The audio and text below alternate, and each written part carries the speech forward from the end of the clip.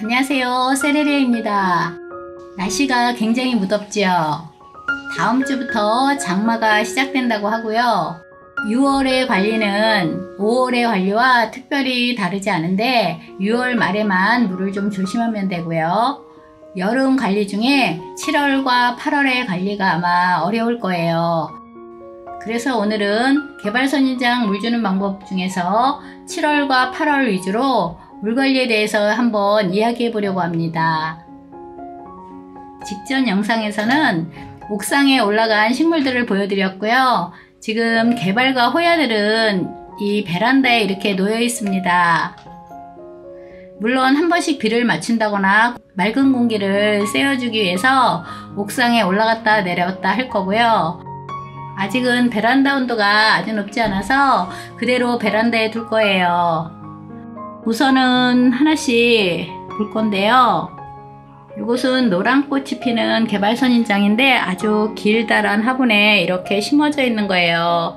밑으로 늘어뜨리면서 재배하려고 작은 포트를 합식한 거예요. 지금 작은 포트인데 많이 성장을 했고요. 그리고 이곳은 주황꽃이 피는 개발선인장인데요. 제가 4월에서 6월에 걸쳐서 여행을 많이 다니느라고 길게 자리를 비웠어요. 그리고 여러분께도 한번 보여드리고 싶어서 이렇게 꽃이 진 이 꽃대들을 자르지 않았거든요. 이렇게 꽃이 진 이 꽃봉오리를 하나도 제거하지 않았어요. 보면 밑에도 이렇게 꽃봉오리가 많이 이렇게 놓여 있죠. 그런데 이 꽃봉오리를 꽃이 지고 나서 제거하는 이유는 꽃봉오리 무게 때문에 입장이 이렇게 처지면 보기 싫으니까 제거하라고 하는 건데요. 제거하지 않고 그냥 이렇게 놔둬도 지금 입장들 보면 굉장히 탄탄하지요. 이렇게요. 보이시나요? 굉장히 탄탄하게 다시 회복을 합니다. 꽃잎과 입장을 꼭 하나씩 제거하지 않아도 되고요. 너무 힘이 없을 때만 입장을 하나씩 제거하면 아무래도 이렇게 긴 입장에 양분을 제공하는 것보다는 입장이 짧은 입장에 양분을 제공하면 조금 더 튼튼하게 자랄 수는 있는데요.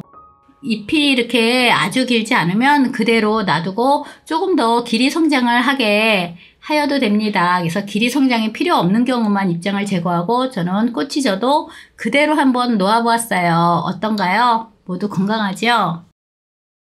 이거는 핑크꽃이 피는 개발선인장인데요. 이렇게 그대로 있을 거예요. 여기도요. 제가 일부러 이렇게 이 시든 꽃잎을 제거하지 않았는데요. 이렇게 만약에 시든 꽃잎이 밑에 떨어져 있으면 이것은 치워주는 게 좋아요. 이게 물 줄 때 물을 먹으면 곰팡이가 날 수 있거든요. 그러면서 식물에도 좋지 않으니까 제거하는 것이 좋고요. 저는 일부러 이렇게 매달려 있고 떨어진 채로 그냥 둔 거고요.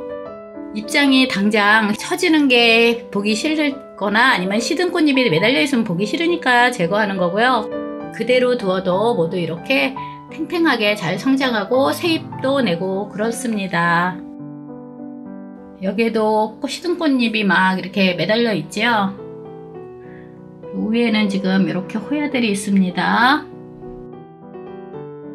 그리고 이것은 분갈이 하지 않고 그냥 포트채 그냥 놔둔 거예요. 겨울에 분갈이 안 한다고 꼭 시들고 그러는 건 아닌데요. 분갈이를 해서 재배하는 것이 좋습니다. 농원에서는 흙을 조금만 담았기 때문에 물을 자주 줘야 합니다. 올 봄에 너무 바빠서 분갈이를 못했는데요. 이것은 나중에 이 뒤에 있는 아이랑 합식할 수도 있고요. 옥상에 있는 거 보여드렸죠. 그 옥상 식물이 다 베란다에 있다 보니까 물도 줄 수 없고 통풍도 약했어요. 그러다 보면 입장들이 이렇게 뚝뚝 떨어져요. 떨어지는 아이들은 이렇게 꼽아 놓으면 새로운 뿌리가 나고요. 입장이 이렇게 힘이 없이 뚝뚝 떨어지는 경우가 있거든요. 이것도 지금 그랬던 아이인데 지금은 회복을 했어요. 통풍이 잘 되는 밖에 놓았더니 이렇게 회복을 했는데요.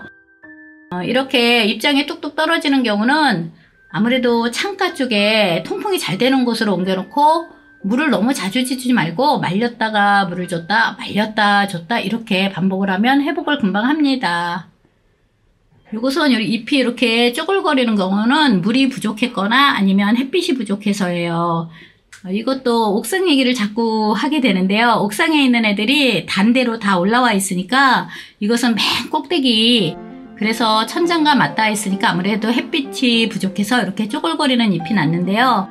지금부터 이제 식물들이 옥상으로 올라가서 여기 공간이 넓어서 이제 해보면 다시 통통해질 거고요. 만약에 이렇게 쪼글거리는 잎이 싫다면 잎장을 이렇게 쪼글거리는 걸 떼어내고 나머지를 회복시킨 다음에 잎장을 튼튼히 해도 되고요.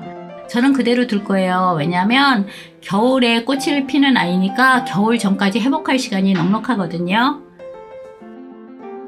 이곳은 로지아라는 개발 선인장인데 궁금해 하시는 분들이 계신데요.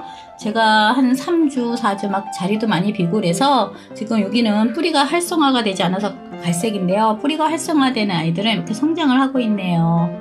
그리고 이것은 흰꽃 개발 선인장 냉해 입었던 아이인데 이제 성장을 하고 새잎도 내고 그러고 있습니다. 냉해를 입은 아이들은 제가 위에 잎장을 하나씩 제거해서 조금 더 회복을 도왔고요. 지금 잘 성장하고 있고요. 이거 말고 다른 흰꽃 개발 선인장은 지금 옥상에 올라가 있어요. 약간 쭈글거려서 회복하라고 맑은 공기 마시라고 올려져 있어서 지금 여기 없고요. 황금빛 개발 선인장도 마찬가지고요. 지금 있습니다. 근데 여기에 지금 없고요. 이것도 로지아인데요. 이거는 이번에 제가 당근에서 구입한 건데 당근 가끔 보시면 이렇게 귀한 선인장 판매하시는 분들이 있어요. 굉장히 저렴하고 좋게 판매하시는 분들이 있어서 원하시는 분들은 가끔씩 보시면 희귀 개발 선인장 구할 수 있습니다. 이것도 제가 해외에서 구입한 흰색에 가까운 연분홍 개발 선인장인데요. 이제 회복을 막 해서 새잎장도 이렇게 내고 그러고 있습니다. 지금부터 물 주는 것을 보여드릴게요. 6월까지는 정상적인 물주기를 하셔도 되고요. 화분이 이 정도 사이즈면 이렇게 7월 8에는 한 컵 정도 이렇게 뿌려주시면 됩니다. 일주일에서 열흘에 한 번 정도 물을 뿌려주시면 됩니다. 이렇게 큰 화분은 이렇게 컵으로 2번 정도 주시면 돼요. 이렇게 2번 정도 물을 주시면 됩니다. 이렇게요. 만약에 야외에서 좀 환기가 잘 되는 곳에서 재배한다면 이렇게 스프레이를 해주셔도 됩니다. 이렇게요.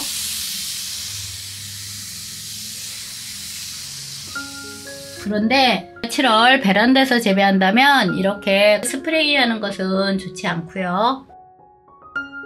저는 종이컵으로 보여드렸는데요. 그냥 이렇게 사이사이에 잎장에 최대한 물이 닿지 않게 해서 물을 주고 있어요.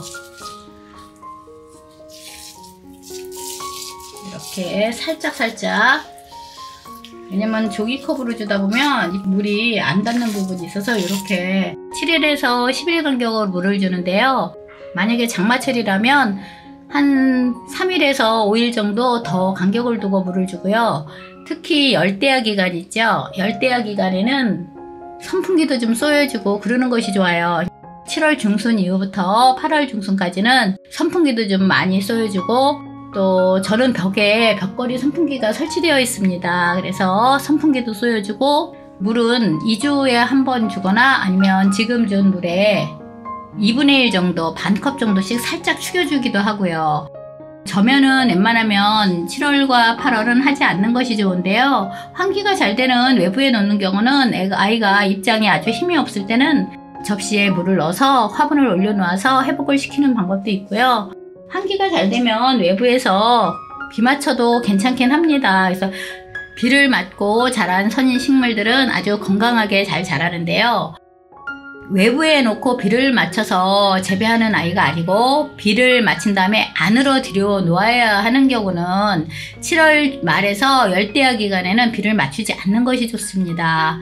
물론 외부에서 재배하는 경우는 어쩌다 한번 비 맞춰도 그렇게 지장은 없더라고요. 그래도 웬만하면 아주 무더운 때는 비 맞추는 걸 조금 삼가하는 것이 좋고요. 식물 키우기에서 햇빛만큼 중요한 것이 통풍이거든요.